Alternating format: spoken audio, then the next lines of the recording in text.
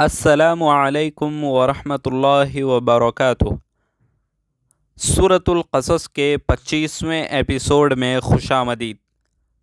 ایک بہت پرانا دعویٰ ہے کہ مذہب اور خدا پر ایمان و یقین رکھنا کسی بھی شکل میں ہو سکتا ہے۔ ایسا کرنے کے لیے مخصوص عقل، دماغ یا شعور کی ضرورت نہیں ہے۔ اس کے لیے ایک خاص عقل کی ضرورت نہیں ہے۔ زیادہ تر لوگ ایسے ہیں جو اپنے آباء و اجداد کو جس نظریے پر پاتے ہیں وہ اسی پر ایمان رکھتے ہیں۔ ایسے بھی بہت سارے لوگ ہیں جو زمین، آسمان، سورج، چاند، جانور، قدرت اور انسانوں کی عبادت کرتے ہیں۔ ایسے لوگوں کی تعداد بہت ہے جو انسانوں کو خدا سمجھ کر ان کی عبادت کرتے ہیں۔ جو لوگ اس طرح کی چیزوں پر ایمان رکھتے ہیں، قرآن ان کو یہ سوچنے کی دعوت دیتا ہے، قل أرأيتم إن جعل الله عليكم الليل سرمدا إلى يوم القيامة من إله غير الله يأتيكم بضياء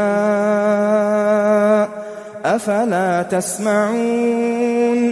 کہو ذرا یہ بتلاؤ کہ اگر اللہ تعالیٰ تم پر رات کو ہمیشہ کے لیے قیامت کے دن تک مسلط رکھے تو سوائے اللہ تعالیٰ کے کون سا معبود ہے جو تمہارے پاس روشنی لے کر آئے؟ بھلا کیا تم سن کر سمجھتے نہیں ہو؟ ہمیں ایسا بھی دیکھنے کو ملتا ہے کہ بہت سے لوگ عقل مند بہت ہیں لیکن وہ حق و سچ اور سیدھے راستے کی رہنمائی قبول نہیں کرتے ہیں۔ ان کی سوچ یہ ہوتی ہے کہ مذہب سب اچھے اور سچے ہیں، چاہے کسی پر بھی ایمان رکھو، ایمان رکھنا کافی ہے۔ قرآن ایسی آسان چیز کی طرف متوجہ کرتا ہے کہ سننے اور دیکھنے والا انسان اس کو بآسانی سمجھ سکتا ہے۔ قل أرأيتم إن جعل الله عليكم النهار سرمدا إلى يوم القيامة من إله غير الله يأتيكم بليل تسكنون فيه أفلا تبصرون۔ پوچھئے کہ یہ بھی بتا دو کہ اگر اللہ تعالیٰ تم پر ہمیشہ قیامت تک دن ہی دن رکھے تو بھی سوائے اللہ تعالیٰ کے کوئی معبود ہے جو تمہارے پاس رات لے آئے جس میں تم آرام حاصل کرو؟ کیا تم دیکھ نہیں رہے ہو؟ کائنات میں ہر مخلوقات کی بقا کے لیے دن اور رات دونوں ہونا بہت ضروری ہے، لیکن انسان ان کی اہمیت کو نظر انداز کرتا ہے۔ بائیولوجی اور جیوگرافی کی بنا پر ہی دن رات میں بہت سارے راز پوشیدہ ہیں۔ اس کو سمجھنے کے لیے تعلیم اور تحقیقات کی ضرورت ہے، لیکن ان سب سے ہٹ کر قرآن ایک ایسی مثال بیان کر رہا ہے جو ہر کسی کے سمجھ میں آسانی سے آ جائے۔ وَمِن رَّحْمَتِهِ جَعَلَ لَكُمُ اللَّيْلَ وَالنَّهَارَ لِتَسْكُنُوا فِيهِ وَلِتَبْتَغُوا مِن فَضْلِهِ وَلَعَلَّكُمْ تَشْكُرُونَ۔ اسی نے تو تمہارے لیے اپنے فضل و کرم سے دن رات مقرر کر دیے ہیں کہ تم رات میں آرام کرو اور دن میں اس کی بھیجی ہوئی روزی تلاش کرو، یہ اس لیے کہ تم شکر ادا کرو۔ یہاں قرآن انسان کے آرام اور محنت کے تعلق سے کچھ آسان باتیں بیان کر رہا ہے۔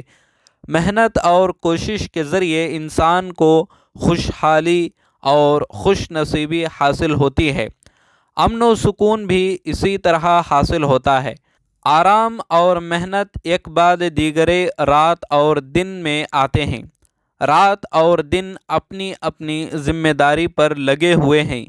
دن میں محنت کرنے کے لیے ضروری قوت، نشاط اور مناسب روشنی ہوتی ہے، رات میں آرام کے لیے پرسکون ماحول۔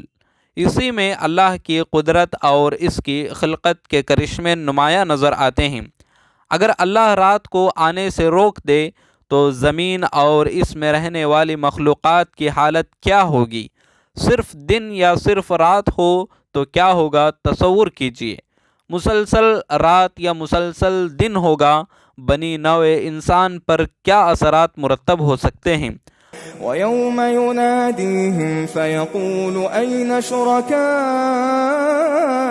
الَّذِينَ كُنتُمْ تَزْعُمُونَ، اور جس دن انہیں پکار کر اللہ تعالیٰ فرمائے گا کہ جنہیں تم میرے ساتھ شریک خیال کرتے تھے وہ کہاں ہیں؟ نَزَعْنَا مِن كُلِّ أُمَّةٍ شَهِيدًا فَقُلْنَا هَاتُوا بُرْهَانَكُمْ فَعَلِمُوا أَنَّ الْحَقَّ لِلَّهِ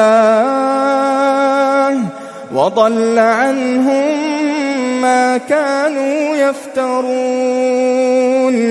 اور ہم ہر امت میں سے ایک گواہ الگ کر لیں گے کہ اپنی دلیلیں پیش کرو، پس اس وقت جان لیں گے کہ حق اللہ تعالیٰ کی طرف ہے، اور جو کچھ جھوٹ وہ گھڑتے تھے سب ان کے پاس سے کھو جائے گا۔ کائنات کا توازن، زمین میں دکھنے والی رب کی نشانیوں میں توازن، اور یہاں بسنے والے انسانوں کی زندگیوں میں توازن اللہ کی قدرت کی طاقت اور وحدانیت کو ثابت کرنے کے لیے کافی ہے۔ اللہ اپنی بلند ذات و صفات ذکر کرنے کے بعد اللہ مشرک لوگوں سے مطالبہ کرتا ہے کہ اللہ کے سوا جن کی بھی مخلوق میں سے عبادت کرتے تھے انہیں لے آؤ۔ اندھ بھکت اپنے قائدین کی قابلیت کو ثابت نہیں کر پائیں گے۔ قرآن مشرکوں کی بے وقوفی، بے عقلی اور ان کے برے انجام کو یہاں ظاہر کرتا ہے۔